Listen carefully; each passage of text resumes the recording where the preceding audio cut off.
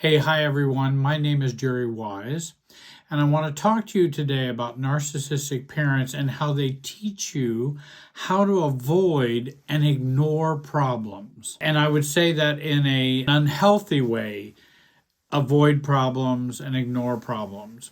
Basically, how to stay in denial is what I want to talk about today.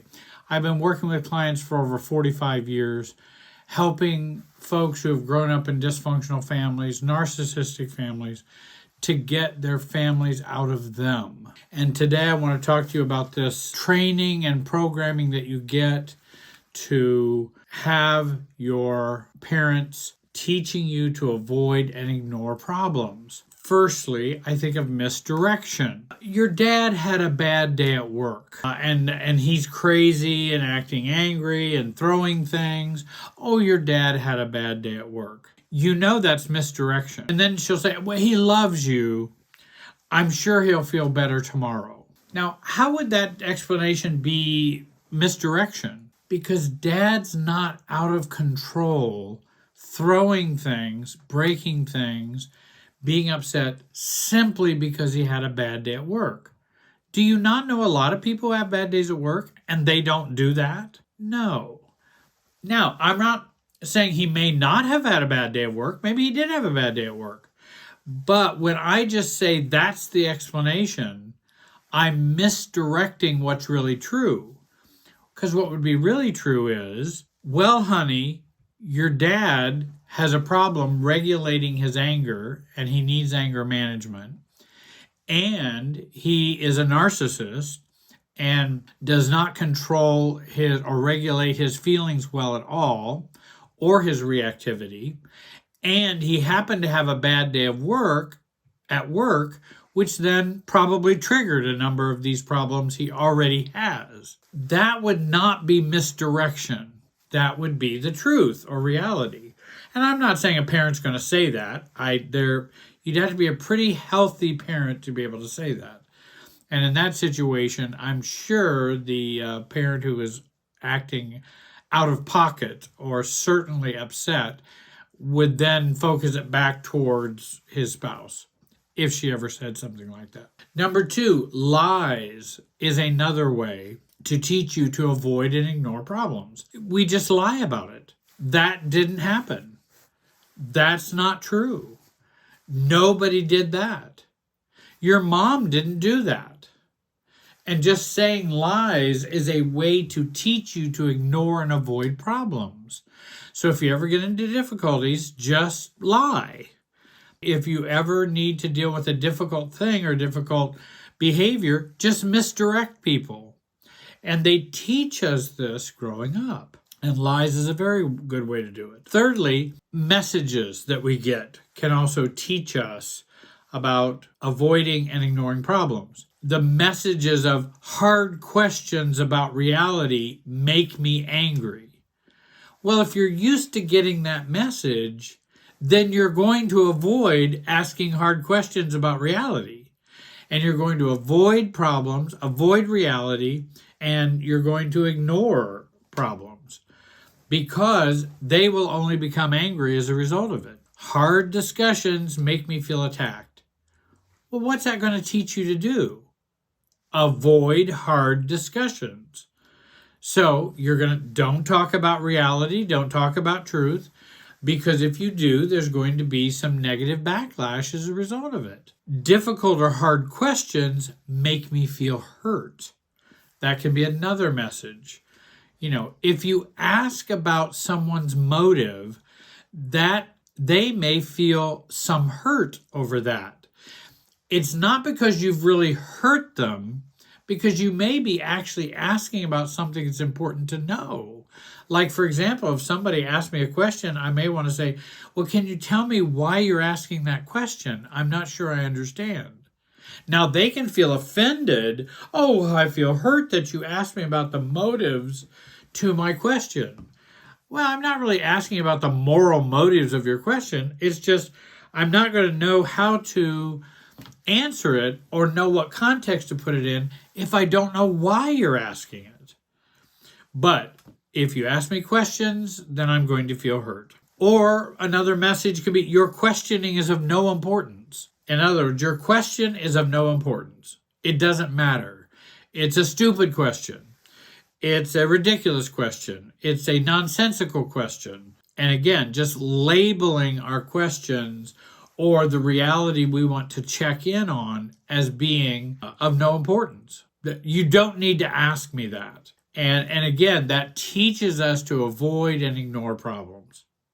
Fourthly is the programming that we get. And they might say to us, well, if you have a problem, it's nobody's fault or concern but yours. And again, if you have a difficulty with reality or want to struggle with reality or want to ask about reality or understand reality, no, you have the problem.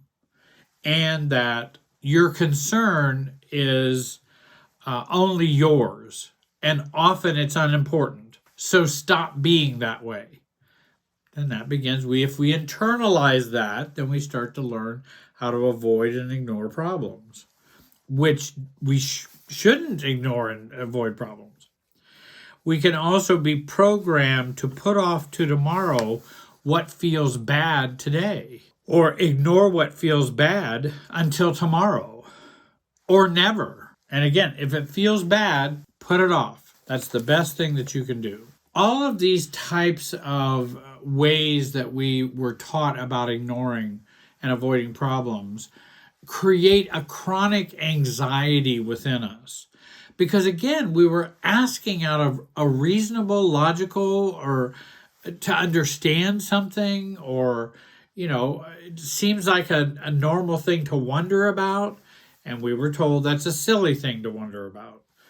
And so we start developing this chronic anxiety, and then denial began, and often denial begins with anxiety, then just becomes automatic and an automatic suppression, and goes deep down, and we ignore that anxiety because we don't want to feel that anxiety. So if I go into denial, I don't have to.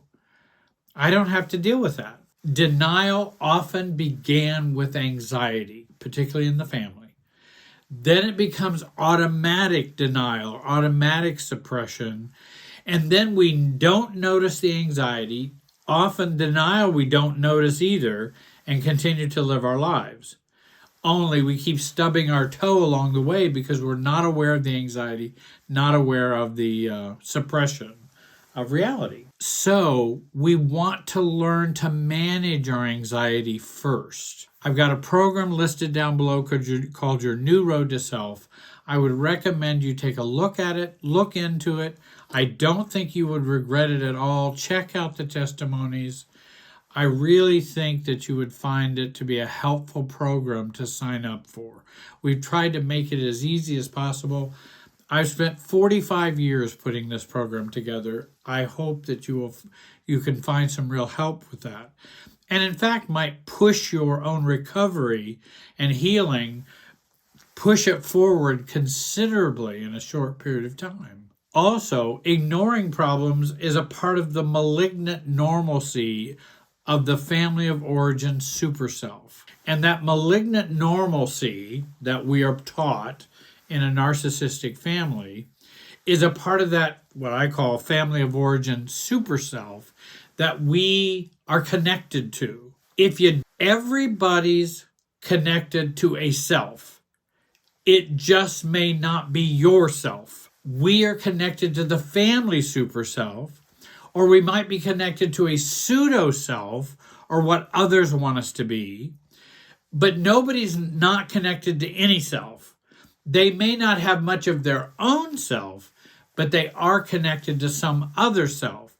Well, the program and what I've been trying to help people do is to detach and disconnect from the family super self, a pseudo self, and to find a real self in the process. If you stopped totally ignoring a problem, if you stopped ignoring your reality, and you stopped avoiding problems, what would you be thinking, feeling, and doing? I want you to envision that.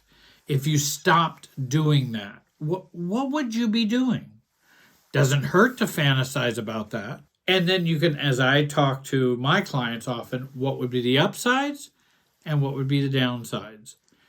And with all of these questions, there are upsides and downsides. Because people say, "Oh, well, there would be no downside if I stopped ignoring problems and stopped avoiding problems. There would be no downsides."